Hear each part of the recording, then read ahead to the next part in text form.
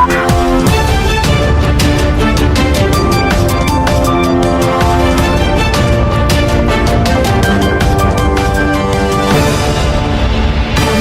pemirsa, harian seperti ini dimanapun Anda berada, jumpa lagi bersama saya Suwarno dalam kabar siber hari ini. Kali ini berita datang dari Kabupaten Grobogan, Jawa Tengah. Insan Pers Jawa Tengah atau IPJT untuk kepengurusan DPC Kabupaten Grobogan dalam mengawali kegiatan di tahun 2023 ini, segenap jajaran Insan Pers Jawa Tengah di Grobogan ini mengadakan kegiatan press tour inspiratif, di mana press tour ini mendatangi Kota Jepara, yang dianggap Kota Jepara adalah kota yang paling inovatif, kreatif. Dan berikut laporan selengkapnya. Lebih dari 20 anggota Insan Pers Jawa Tengah atau IPJT di Kabupaten Grobogan mengikuti kegiatan pers tour inspiratif pada Sabtu pagi 14 Januari 2023. Tujuan pers tour kali ini adalah Kota Jepara. Dipilihnya Kota Jepara bukan hanya terkenal karena seni ukir kayunya saja, namun kabupaten kecil di pesisir utara Jawa Tengah ini juga menyimpan berbagai macam usaha kreatif yang bernilai ekonomi tinggi.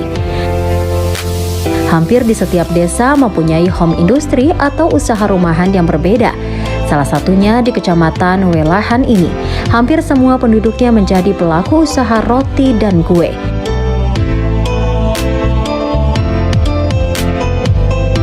Setelah menempuh 1 jam perjalanan dari Grobogan, jajaran IPJT mengawalinya dengan berkunjung ke pelaku usaha roti dan kue milik Bapak Mukarim di Desa Gidangelo.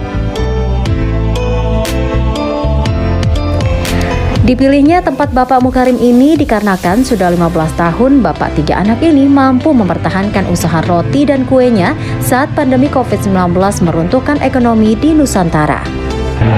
Selamat siang pemirsa, kali ini kita bersama IPJT Kabupaten Grobogan yang melakukan studi banding atau press tour yang berada di Welahan Jepara.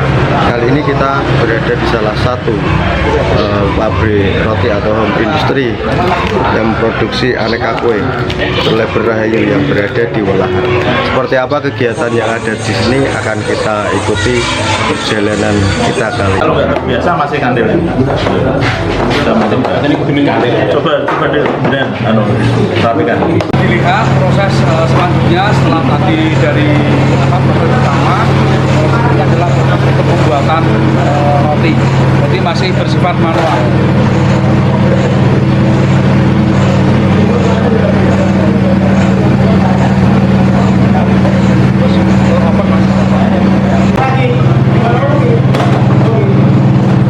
Setelah ini proses nanti dimasukkan oven dan oven bisa dilihat masih oven biasa karena ini masuk ke industri. Mengopennya sendiri membutuhkan berapa waktu, Pak? 5 menitan, Pak. Sudah matang lah. Prosesnya memang harus ada berapa menit? Tidak akan ada lagi. Nanti hasil setelah pengupahan tadi adalah seperti ini. Jadi Pak Mukarim ini membuat 3 produk roti, yaitu roti kacang hijau, terus roti kelapa, sama roti sisir.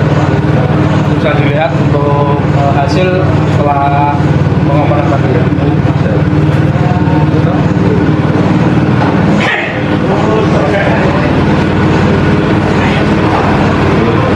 Kita sekarang sudah berada di tempat UMKM, persisnya di Jepara, termasuk di Desa Welahan. Kita di tempat Pak Mukarim, dan kita akan berbincang-bincang sedikit terkait dengan usaha yang digeluti hingga sampai saat ini. Alhamdulillah, informasi ini untuk perkembangan pembuatan roti sudah berjalan sekian tahun dan sebagainya. Nanti bisa diceritakan oleh Pak Mukarim mulai dari awal, mungkin dari berdiri sampai perjalanannya Pak Mukarim. Monggo, silakan. Ya, untuk sejak berdiri itu sekitar tahun 2000. Ya dulu kecil-kecilan Mas. Terus sekarang berkembang. Dulu saya nggak di sini, di tempat orang tua saya di sana di Gidang. Terus sekarang pindah ke sini. Setelah itu setelah berkembang terus sekarang ini ya sejak adanya COVID itu terus hasil produksi menurun. Ya untuk saya bisa bertahan itu ya mau tidak mau saya untuk karyawan saya kurangi, terus hasil jadi roti saya tambah, terus gitu. Terus tahu Pak Mengaru sendiri untuk produksi yang ada di Desa Ngidanglo sendiri ini dari produksi UMKM ada berapa Pak kira-kira? Ya sekitar ada 5-6 lah Yang masih bertahan? yang masih bertahan. Terus selama ini dari produk Pak Mengaru sendiri sudah sampai kemana itu untuk pemasarannya?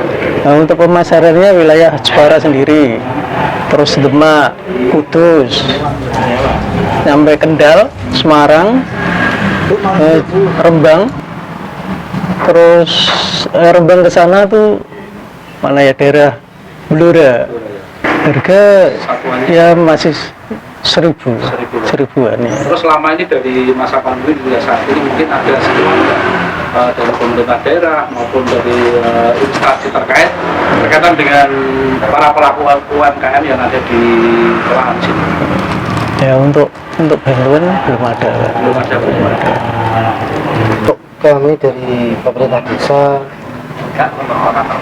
sejujurnya untuk masalah UMKM terutama terkait dengan adanya pandemi COVID kemarin itu sangat terasa menghantam UMKM yang ada di desa kami, khususnya bagi pengrajin roti, karena seperti yang kita ketahui bersama, di saat pandemi orang tidak ada yang berani keluar, tidak ada yang berani ke pasar, sehingga mau tidak mau efek dari pandemi itu ya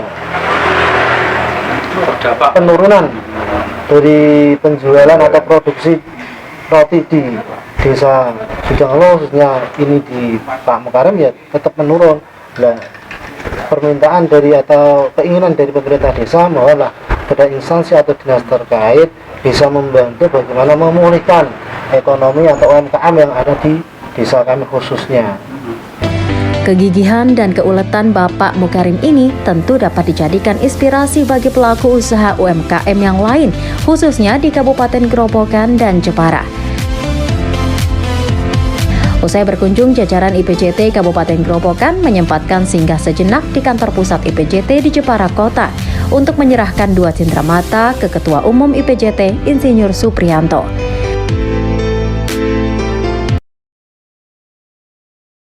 Pesan-pesan saya selalu tingkatkan kerjasama, dan terima kasih juga kunjungannya tadi di kantor DPP. Nah, sangat mengapresiasi lah untuk teman Grobogan. Ada lagi Pak? Nah, saya kira cukup itu dulu. Terima kasih. Ya, ada tambahan. Baik, terima kasih.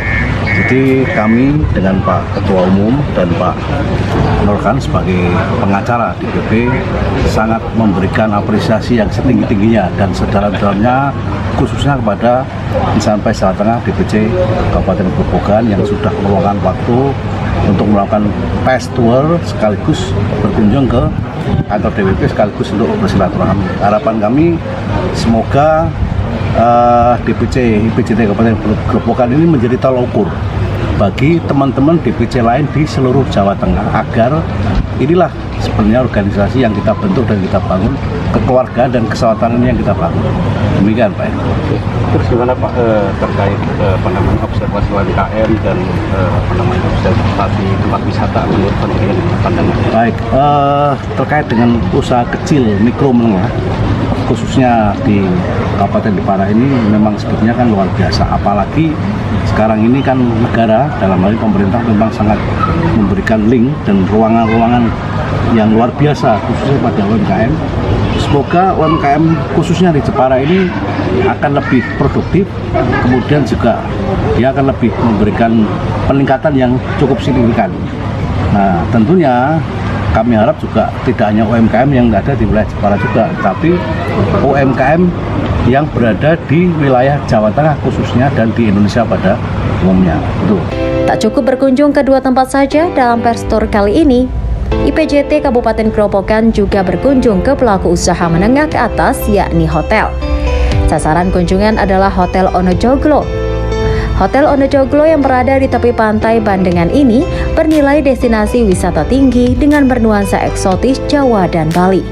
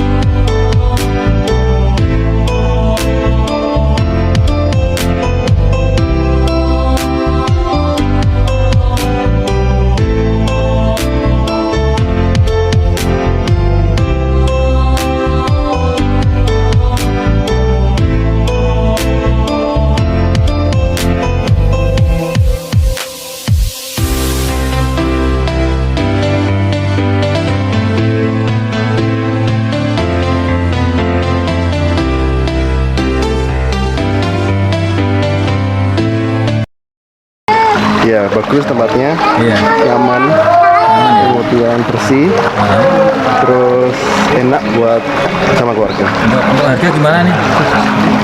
Untuk harga ya normal ya, standar. Sudah berapa kali nih Bali? Ini pertama kali. Pertama kali. Dari mana Om? Dari Jepara sini. Komentar untuk tempat ini bagaimana Pak? Tempat ini Onojoglo ya, Onojoglo ini sangat luar biasa, sangat recommended sekali untuk wisata kemari. Kebetulan di sini kan ini berdekatan dengan pantai Bandengan. Kebetulan di sini masih masuk ke Kampung Perahu. Nah di sini sangat recommended lah, pokoknya lah bagus tempatnya ini. Dari fasilitas bagaimana? Fasilitas di sini sangat memadai ya, ada kolam renang, banyak tempat-tempat untuk istirahat lah di sini lah. Kebetulan di belakang kami ini ada pantai sangat bagus sekali. Konsep hotel kita sendiri di Onojoglo Resort and Convention Jepara ini, konsep yang kita angkat di sini adalah konsep untuk nuansa Jawa dan Bali, di mana untuk nuansa Jawa di sini kita ada joglo-joglo yang ada di sini. Terus untuk nuansa Bali di sini kita untuk vibe di sini kita jadikan seperti nuansa di Bali yang kita bawa ke Onojoglo Resort and Convention. Terus ini Mas, terkait nama Onojoglo ini awalnya seperti apa nih? Kenapa harus pakai nama Onojoglo ini? Terkait nama Onojoglo, kita di sini kenapa kita menggunakan nama Onojoglo? Karena di sini Ono dalam bahasa Jawa itu ada, dan di sini memang total keseluruhan di sini kebanyakan kita adalah bangunan joglo dari awal sampai dari depan sampai ke belakang. Konsep Hotel Onojoglo ini sepertinya layak dijadikan inspirasi oleh pelaku usaha properti di Kabupaten Grobogan agar mampu menyuguhkan kreatif yang berbeda di setiap karyanya. Dari Grobogan dan Jepara, Jawa Tengah, Suwarno Harian Siber TV melaporkan.